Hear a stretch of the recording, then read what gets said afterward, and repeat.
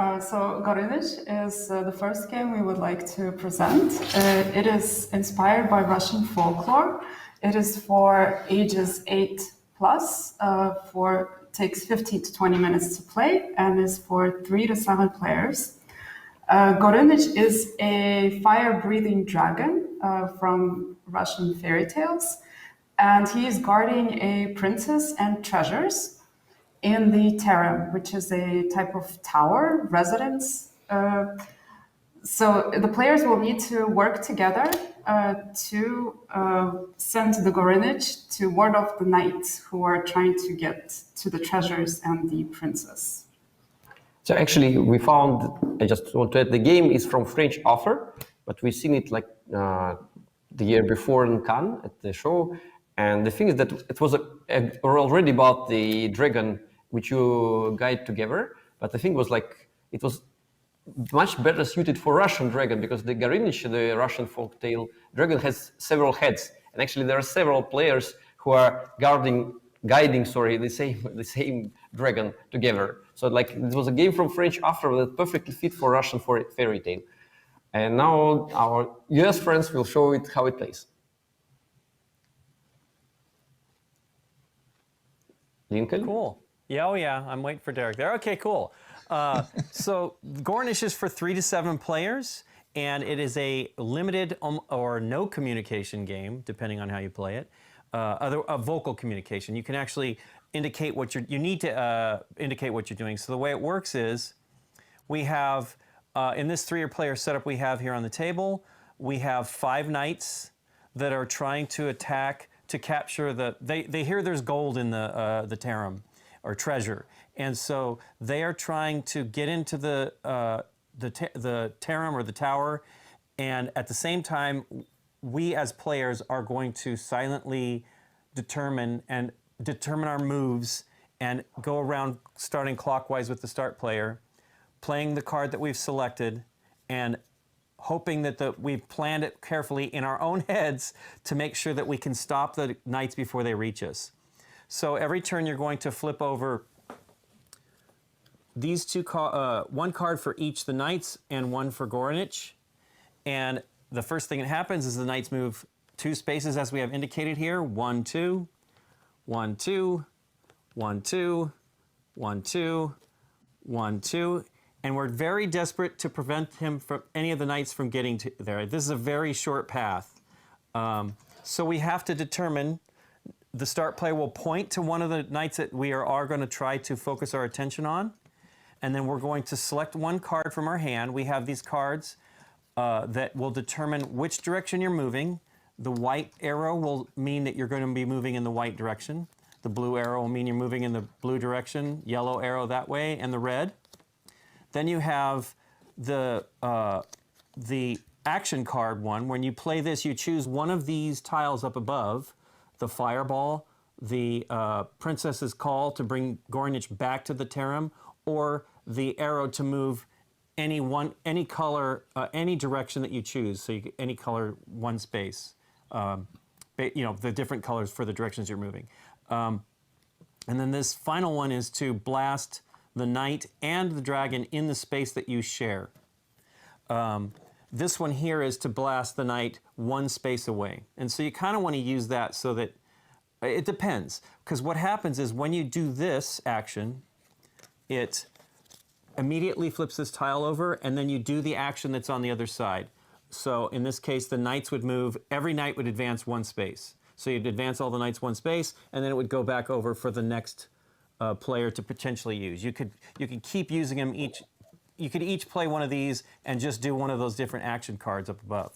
But you're going to choose your actions, and I'll say, since I'm the start player, I will point to the player that we're going to try to hit. So I'm going to go for this knight here, and then we each choose a card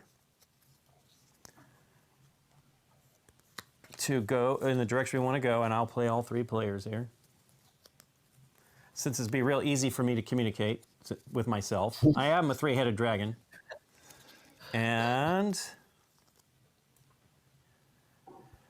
okay. And then we would flip over, we'd all flip, starting with the start player, we flip over our card, move the dragon 1, And then we have this one. Move the dragon 1.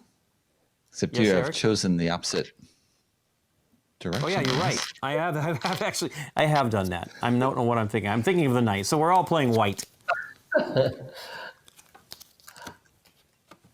Shouldn't do it in the real. Anyway, got it. And then, and he can move.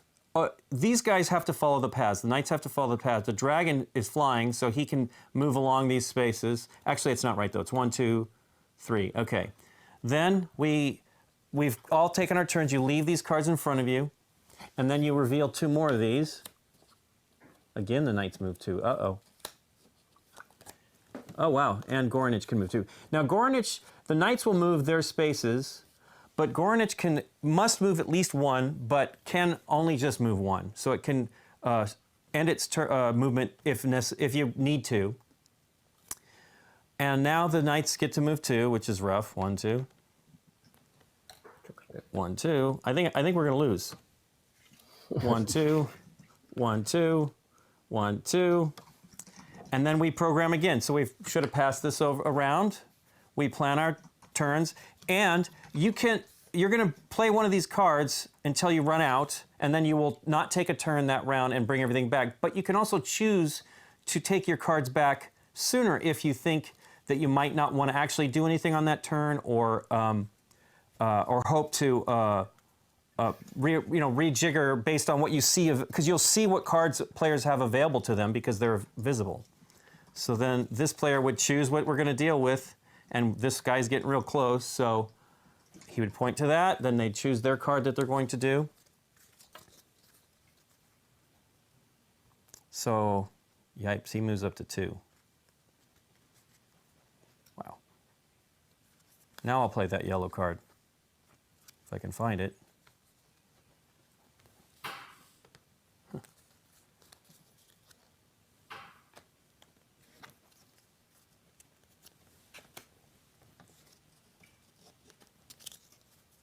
And that, and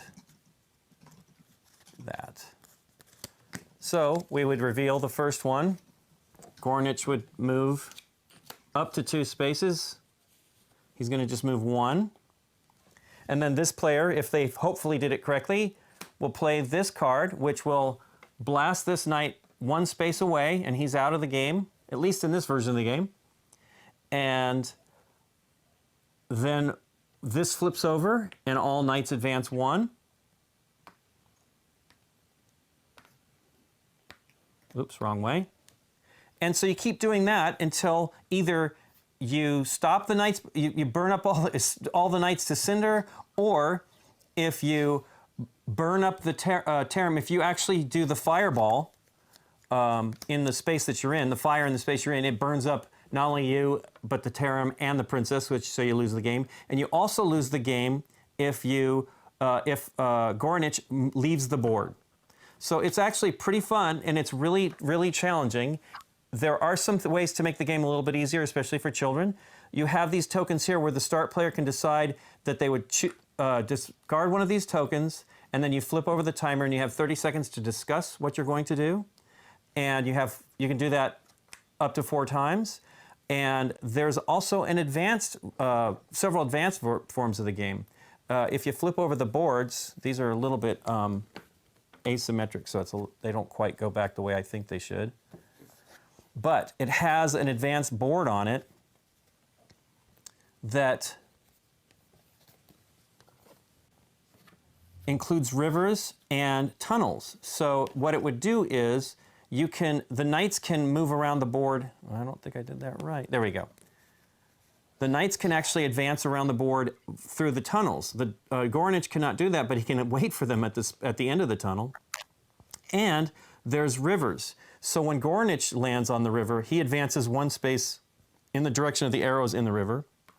But the knights can actually pass over the bridge and get closer to the term. It's pretty amazing. There's different cards in the deck that adjust how much movement is. So the dragon can move up to 4. And when you have backwards minus numbers, that means that you're going in the opposite direction. So if the dragon wants to move in this direction towards the knight, you would need to play the red card to be able to advance in that direction. I think that's right. My brain is not processing this right. But that is correct. okay. Which and you then, possibly already used and might Right. be on the table. Right. And that's, So you have to make that, yep, go ahead, Eric. I wanted to mention, if you have used all 6 of your cards, then you pick your cards up again, or you can skip a turn, not play a card, and pick up everything that you've played previously. Yeah, you don't lose a turn by playing all your cards out. You just get to take them up back them up at the end of your turn. You don't actually lose a turn. But hopefully you have planned well. And use them all it's hard. effectively instead of just set you off in a random direction. Absolutely. And so there's some advanced tiles that you can play as well. They same type of thing. You play immediately the Gorynich side, and then you must play the knight side. And some of them give you like the knight move that gets you 2 spaces and then 1 space. A magnet move that restricts it. You get to do these action tiles twice. There's a trap that sends the knight back to the beginning of the path, and then the princess joins in with the apples. She'll shoot the knights and bump them back 2 spaces. So it's pretty great stuff going on. And then on the knight side, I didn't show these either. So that one was the move back. This one is the knight is protected. So this round, for the remainder of this round, the knights can't be burned. And then this one, when you do it, is every player is forced to remove one of the cards from their hand and place it face up on the table. And then the advanced ones is this one, as I was saying, a knight can come back in the game if this gets flipped over, a knight is resuscitated. This is, you put a shield on one of the knights. This is the knight actually moves an additional space. He gets a horse underneath him. And then this one is, boy, I don't remember what that one does. Changes places. Gorynich changes places with the knight furthest from the board. So he gets closer to the edge of the board, and that would be rough because it could potentially push you off the edge of the board and you'd lose the game. It's pretty amazing. And you see additional knights on the side. You adjust the number of knights on the board based on the player count. So you have more actions when you have more players and more targets. Yeah, it's challenging for sure. Back to you guys. Actually, it's not so complicated once you learn it. It's difficult to show when you're alone. Before we started the stream, Lincoln told us that he actually managed to play it with 2 players, and by simulating the third one, and it was fun to play. But actually, it's more fun with more players, and the structure is simple. You just choose 1 card every round, and that's it. And it's not so complicated, but you really have to. I mean, the learning the rules is easy, but you have to work together to get it's the game challenging going. for sure. Yeah, but it's fun. I mean, it's not like challenging like a super difficult kind of game. It's 8+. I mean, it's playable with children. Okay, it depends on the taste, of course. If you need some patience to play it, but it really works well. Very nice and kind of involving. Everyone has to be involved. It's not the cooperative game where 1 player can play all of them. Not at all. So you really everyone. So the team needs everyone. So if you have 1 player like completely lost, then it will damage the whole teamwork.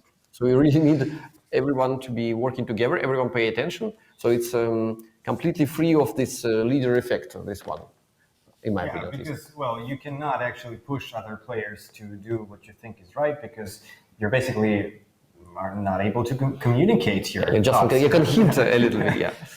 That's it. And of course, they're limited to whatever cards they have in their hand. Correct. Point really strongly at the knight that you want to attack, but that's all you can do. Yeah, well, unless you listen. So the game is actually, yeah. What's the playing time of the game? How does that change with the player count? Well, it's of course it's longer than you have more players, but it more depends on how long you think. Because normally it's plays in 20 minutes. Could be half an hour, but could be 15 minutes, depending on the players and how they play. Okay, you can lose in 5 minutes. Actually, you can lose in 5 minutes. Actually, that's for sure. But normally it will take you like 15 minutes to half an hour. Actually, I haven't seen any games much longer than half an hour, even with maximum number of players, because basically all the knights advance automatically. Then you play one card and you reveal one of turn quite fast. Then you choose only one card, and everything happens quite fast. So the game is more fluid than it may seem from the explanation. It's rather fast. It's very tense, but it's quite fast. Yeah.